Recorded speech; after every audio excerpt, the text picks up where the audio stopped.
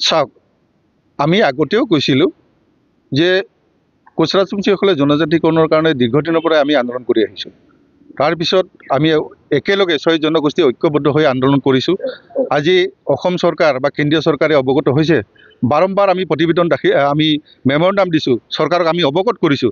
কিন্তু আজি অসম চৰকাৰখনে বাৰম্বাৰ আমাক জনজাতিকৰণ কৰাৰ কাৰণে যি ধৰণে আশ্বাস প্ৰশ্বাস দিছিলে, আজি 6 জনগোষ্ঠীৰ জনজাতিকৰণ একেলগে বিলখন উত্থাপন কৰাৰ কাৰণে বাৰম্বাৰ তেওঁলোকে আমাক আশ্বাস দিছিলে, কথা দিছিলে। কিন্তু তেওঁলোকে মন্ত্ৰীগোট বাৰে বাৰে মন্ত্ৰীগোট বনাই কিন্তু প্ৰতিবেদনখন প্ৰস্তুত কৰিব পৰা নাছিলে। গতিকে যাৰ কাৰণে আমি খুব দুখ পাইছিলোঁ যে আজি দীৰ্ঘদিন ধৰি আমি কোচ ৰাজবংশীৰ লগতে 6 জনগোষ্ঠীৰ জনজাতিকৰণৰ কাৰণে আমি আন্দোলন কৰিব লগা হৈছিল।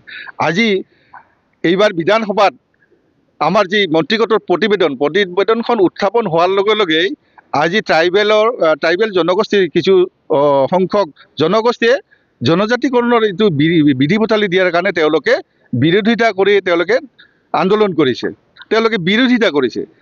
মই ভাবোঁ তেওঁলোকে এই ধৰণৰ বিৰোধিতা কৰাটো কোনো জাতি জনগোষ্ঠীৰ এগেইনষ্টত মাত মাতাটো মই ভাবোঁ তেওঁলোকে বাদ দিয়াটো ভাল। কিয় আমি ভাবোঁ অসমত থকা সকলো আমাৰ খিলঞ্জীয়া জনগোষ্ঠীসকলে আমি ঐক্যবদ্ধভাৱে অসম ৰক্ষাৰ স্বাৰ্থত আমি আগবাঢ়ি যাব লাগে। গতিকে আজি 6 জনগোষ্ঠীৰ জনজাতিকৰণৰ কাৰণে যিখন বিল উত্থাপন হোৱাৰ লগে লগে তেওঁলোকে চিঞৰ বাখৰ কৰিছে। এই চিঞৰ বাখৰ কৰা ক্ষেত্ৰত মই ক'ব বিচাৰিছোঁ যে তেওঁলোকে নিজা দিমাগৰে চিঞৰ বাখৰ কৰা নাই। তেওঁলোকে কোনোবা ৰাজনৈতিক ছত্ৰছায়া, কোনোবা ৰাজনৈতিক প্ৰেক্ষাপটত পৰি, ৰাজনৈতিক মেৰপেচত পৰি তেওঁলোকে 6 জনগোষ্ঠীৰ জনজাতিকৰণ বিৰোধিতা কৰিব ওলাইছে। গতিকে আমি ভাবোঁ তেওঁলোকে হয়তো ভুলবশত বিৰোধিতা কৰিব ওলাইছে। মই ভাবোঁ আমি ঐক্যবদ্ধভাৱে সকলোৱে মিলিজুলি থকাৰ কাৰণে আমি বিচাৰিছোঁ যে আমাৰ 6 জনগোষ্ঠীৰ জনজাতিকৰণ সমস্যাটো সমাধান কৰক। আজিৰ অসম চৰকাৰে যি ধৰণৰ পদক্ষেপ লৈছে আমি ধন্যবাদ জনাম। 6 জনগোষ্ঠীৰ জনজাতিকৰণ কৰাটো তেওঁলোকেও নিশ্চয় বিচাৰিছে। কোনোবাই বিৰোধিতা কৰিছে, তেওঁলোকক আমি আহ্বান জনাওঁ, আপোনালোকে বিৰোধিতা কৰি থকাতকৈ আপোনালোকে সহযোগী হওক। আজি অসমৰ খিলঞ্জীয়া জনগোষ্ঠী হিচাপে অসমত সকলোৱে ঐক্যবদ্ধ হোৱাটো নিতান্তই প্ৰয়োজন আছে। আজি অসমত থকা খিলঞ্জীয়া জনগোষ্ঠীৰ আজি নিৰাপত্তাবিহীনত ভুগিব লগা হৈছে, যাৰ কাৰণে সকলোৱে চিঞৰ বাখৰ কৰিছে। গতিকে আজি আমি ঐক্যবদ্ধ হ'ব লাগিব। তাৰ কাৰণে 6 জনগোষ্ঠীক জনজাতিকৰণ দিলেই যে আজি কোনোবা জনগোষ্ঠী ক্ষোভিত হ'ব, তেওঁলোকৰ ক্ষতি হ'ব, আমি ক্ষতি হোৱাকৈ বিচৰা নাই চৰকাৰৰ পৰা। আমি বিচাৰিছোঁ 6 জনগোষ্ঠীয়ে বিচাৰিছোঁ জনজাতিকৰণৰ মৰ্যাদা আমি এইকাৰণে বিচাৰিছোঁ যাতে এক্সিষ্টিং ট্ৰাইবেলৰ কোনো ক্ষতি নহয়। এই কথাটো আমি বাৰম্বাৰ কৈছোঁ যে আজি 6 জনগোষ্ঠীক জনজাতিকৰণ দিলে আজি তেওঁলোকে কোটা বঢ়াই, চৰকাৰখনক আমি কোটা বঢ়াব দিছোঁ। 10%, 15% কোটা বঢ়াই দিলে এক্সিষ্টিং ট্ৰাইবেলসকলৰ কোনো ধৰণৰ ক্ষতি নহয়। আমি তেওঁলোকৰ আগতীয়াকৈ যি তেওঁলোকে সুবিধা লাভ কৰে, সেই সুবিধা আমি তেওঁলোকৰ সুবিধাখিনি আমি কাঢ়ি ল'ব বিচৰা নাই। গতিকে তেওঁলোকে বিৰোধিতা কৰাৰ যুক্তি নাই। আমি বিচাৰিছোঁ গভৰ্ণমেণ্টৰ পৰা সংবিধানৰ গণ্ডিৰ ভিতৰত যি ধৰণে কোটা বঢ়াই দি পেলাই 6 জনগোষ্ঠীৰ জনজাতিকৰণ কৰিলে এক্সিষ্টিং ট্ৰাইবেলৰ কোনো ক্ষতি নহয়, তেওঁলোকৰ পাতৰ ভাত আমি কাঢ়ি খাব খোজা নাই। আমি গভৰ্ণমেণ্টৰ পৰা নিয়ম নীতি আধাৰেৰে চৰকাৰে যি ধৰণে ট্ৰাইবেল কৰিব পাৰে কোনো জনগোষ্ঠীক, সেই হিচাপে আমি জনজাতিকৰণ বিচাৰিছোঁ। যদিহে আমাৰ মৰ্যাদা আছে, যদি আমাৰ ক্ৰাইটেৰিয়া আছে, নিশ্চয় আমি জনজাতিকৰণ পোৱাৰ মৰ্যাদা আছোঁ কাৰণে আমি বিচাৰিছোঁ। আজি চৰকাৰে দিব ওলাইছে, কোনোবা বিৰোধিতা কৰাটো মই যুক্তিসংগত বুলি মই নাভাবোঁ। মই ভাবোঁ তেওঁলোকে আমাৰ লগত হাতে হাত মিলাওক। হাতে হাত মিলালে নিশ্চয় আমি ঐক্যবদ্ধ হৈ আমি অসমখন ৰক্ষাৰ স্বাৰ্থত অসমৰ খিলঞ্জীয়া জনগোষ্ঠীয়ে ভেটি মাটি নিজৰ সুৰক্ষাৰ কাৰণে কোনো চিন্তা কৰিব নালাগিব। গতিকে নহ'লে অনাগত দিনত আমি হয়তো কোনোবা এনেকুৱা হৈ যাম, নিশ্চিহ্ন হৈ যোৱাৰ পথত হয়তো গুচি যাব পাৰোঁ। যাৰ কাৰণে আমি আবেদন কৰিছোঁ চৰকাৰক যে আমি আজি 6 জনগোষ্ঠীয়ে জনজাতিকৰণ বিচাৰিছোঁ। আমি বহুদিনৰ পৰাই আন্দোলন কৰি আহিছোঁ, বিভিন্ন ধৰণৰ ঘাট প্ৰতিঘাত গৈছে। গভৰ্ণমেণ্ট আজি জানে যে আজি কি ধৰণে 6 জনগোষ্ঠীয়ে জনজাতিকৰণৰ কাৰণে আন্দোলন কৰি আছে। আজি এই সমস্যাটোক সমাধান কৰাৰ কাৰণে আজি হিমন্ত শৰ্মা ডাঙৰীয়াই যে এটা পথ প্ৰস্তুত কৰিছে, তাৰ কাৰণে আমি ধন্যবাদ জনাইছোঁ। তেখেতে এই বিধানসভাত এই বিলখন পাছ কৰি পেলাই কেন্দ্ৰলৈ প্ৰেৰণ কৰক, এইখিনি আমি হিমন্ত বিশ্ব শৰ্মা ডাঙৰীয়াৰ পৰা আমি বিচাৰিছোঁ। আৰু এইখিনি কৰিলে নিশ্চয় আমি সকলো দল সংগঠনক আমি ধন্যবাদ জনাম, সকলোৱে সহযোগিতা কৰক।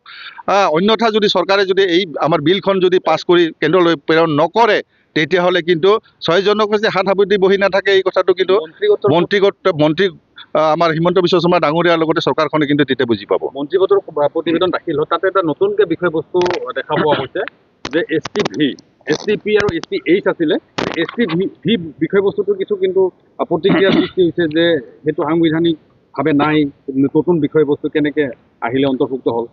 আচলতে কথাটো হ'ল কি ST বুলি ক'ব গ'লে schedule tribe is a schedule tribe. ইয়াত আকৌ হিলছ প্লেইন ভি ইয়াৰ আগতে আমাক N বুলি দি কৈছিলে যে নতুনকৈ আকৌ তাত ইনক্লুড কৰিছিল যে সেইবিলাক বস্তু আজি Nটো নাই, আজি এইবাৰ ভি আহিছে। গতিকে এইবিলাক এটা এটা হেৰি দি থৈ দিছে, সেইবিলাক কেন্দ্ৰত একো নাই বুলি আমি কেন্দ্ৰীয় মন্ত্ৰীৰ পৰাই আমি গম পাইছোঁ। ট্ৰাইবেল ইছে ট্ৰাইবেল বুলি কৈছে, যে হিলছ প্লেইন কোনো নাই, ট্ৰাইবেল এতিয়া আগৰ দৰে তেনেকুৱা নাই। গতিকে ট্ৰাইবেলটোক তেওঁলোকে বিভিন্ন ধৰণৰ কথা কৈছে। ভিটো আজি সঁচাই ভিটোৰ অৰ্থটো কি? ভি বুলি আজি ভেলি আজি তেনেকুৱা ধৰণৰ সেইবিলাক আইনত পৰিণত বোলে নাই বুলি আমি গম পাইছোঁ। কোনো ধৰণৰ আইনত তেনেকুৱা ব্যৱস্থা নাই। গতিকে ট্ৰাইবেলেই হয়। গতিকে আমি শিডিউল ট্ৰাইব হ'ব বিচাৰিছোঁ। চৰকাৰে সেই হিচাপে যাব, আমি জানো। আইনত পৰিণত কৰক। কোচ ৰাজবংশীৰ লগতে 6 জনগোষ্ঠীৰ জনজাতিকৰণৰ সমস্যাটোক আইনত পৰিণত কৰি দিয়ক। আজি কেন্দ্ৰীয় চৰকাৰলৈ এই বিলখন প্ৰেৰণ কৰক, পাছ কৰি। আইনত পৰিণত হোৱাৰ লগে লগে আমি নিশ্চয় বিজেপি চৰকাৰখনক আমি ধন্যবাদ নহয়, আমি তেওঁলোকক আমি ফুলৰ থোপাৰে আদৰিম। আমি বিজেপি চৰকাৰক আমি ধন্যবাদ জনাম। বিজেপি চৰকাৰক আমি নিশ্চয় আঁকোৱালি ল'ম। 6 জনগোষ্ঠীৰ লগতে অসমৰ বিভিন্ন জনগোষ্ঠী আঁকোৱালি ল'ব। আমি আশা কৰিছোঁ কোচ ৰাজবংশীৰ লগতে 6 জনগোষ্ঠীৰ জনজাতিকৰণৰ সমস্যাটো এইবাৰ বিধানসভাত বিলখন যিহেতু কেবিনেটে সদনত উত্থাপন হৈছে, সদনত পাছ কৰি পেলাই কেন্দ্ৰলৈ প্ৰেৰণ কৰাটো আমি বিচাৰিছোঁ। বিজেপি চৰকাৰক আমি ধন্যবাদ দিম।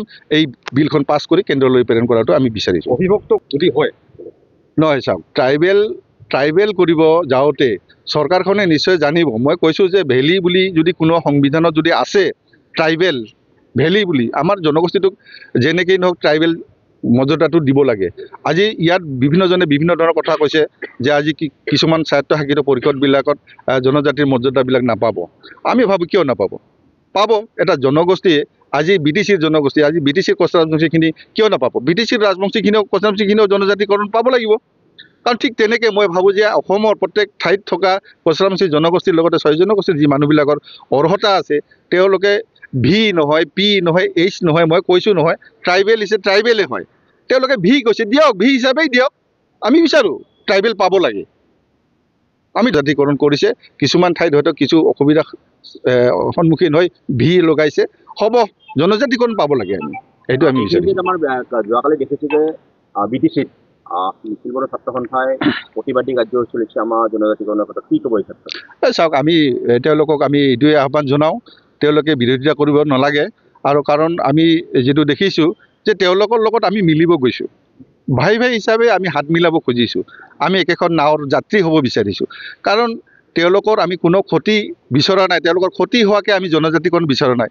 তেওঁলোকে অনৰ্থক এনেই ধৰ্ণা বিৰোধিতা কৰি থাকি এনেই সময় লছ বুলি মই ভাবোঁ। তেওঁলোকে সেইটো কৰিব নালাগে। তেওঁলোকে সমৰ্থন নকৰিলেও তেওঁলোকে বিৰোধিতা কৰিব নালাগে। মই এইটো তেওঁলোকক অনুৰোধ জনাম যে কোচ ৰাজবংশীৰ লগতে 6 জনগোষ্ঠীৰ জনজাতিকৰণ হ'লে তেওঁলোকৰ যি এক্সিষ্টিং ট্ৰাইবেলৰ ক্ষতি হ'ব, তেনেকৈ আমি চৰকাৰক আগতীয়াকৈ কোৱা আছে যে এক্সিষ্টিং ট্ৰাইবেলৰ ক্ষতি নোহোৱাকৈ আমি বিচাৰিছোঁ। তাত প্ৰয়োজন সাপেক্ষে তেওঁলোকে কটা বঢ়াই দিয়ক। আজি চেণ্ট্ৰেল গভৰ্ণমেণ্টে যি ধৰণে আজি 6 জনগোষ্ঠীৰ জনজাতিকৰণ দিলে, 10% বঢ়াই দিয়ক কটা। আমি তেওঁলোকৰ অংশীদাৰী হিচাপে তেওঁলোকৰ যিটো ভাত, তেওঁলোকৰ যিটো অধিকাৰৰ হেৰিটো আমি কাঢ়ি ল'ব বিচৰা নাই। আৰু যাৰ কাৰণে কৈছোঁ তেওঁলোকে আমাৰ বিৰোধিতা কৰি লাভ নাই। তেওঁলোকে বিৰোধিতা নকৰক, সমৰ্থন নকৰিলেও তেওঁলোকে বিৰোধিতা নকৰক। মই এইটোৱে কৈছোঁ। আমি তেওঁলোকৰ লগত মিলিব গৈ আছোঁ। আমি ঐক্যবদ্ধ হৈ অসমখন খিলঞ্জীয়া জনগোষ্ঠী হিচাপে অসম ৰক্ষাৰ স্বাৰ্থত আমি জনজাতিকৰণ বিচাৰিছোঁ। অন্যথা কিন্তু ভয়াৱহ পৰিৱেশ আহি আছে, সেই কথাটো আমি সকলোৱে জানো। আজি যাৰ কাৰণে প্ৰত্যেকে নিৰাপত্তা বিচাৰিছোঁ, তেওঁলোকে এইকাৰণে নিৰাপত্তা বিচাৰে, হীনত তেওঁলোকে ভোগাৰ কাৰণে বিৰোধিতা কৰিব ওলাইছে। গতিকে আমি ভাবোঁ আমি ঐক্যবদ্ধ হ'লে আমাক কোনো ক্ষতি কৰিব নোৱাৰে। আমিও তেওঁলোকৰ ক্ষতি নকৰোঁ। আমি চৰকাৰক আহ্বান জনাইছোঁ, জনজাতিকৰণৰ সমস্যাটো ইয়াতে সমাধান কৰি দিয়ক। নিশ্চয় অসমত শান্তি অটুট থাকিব, শান্তি আহিব। যদি জনজাতিকৰণ নহয়, নিশ্চয় অশান্তিৰ সৃষ্টি হ'ব।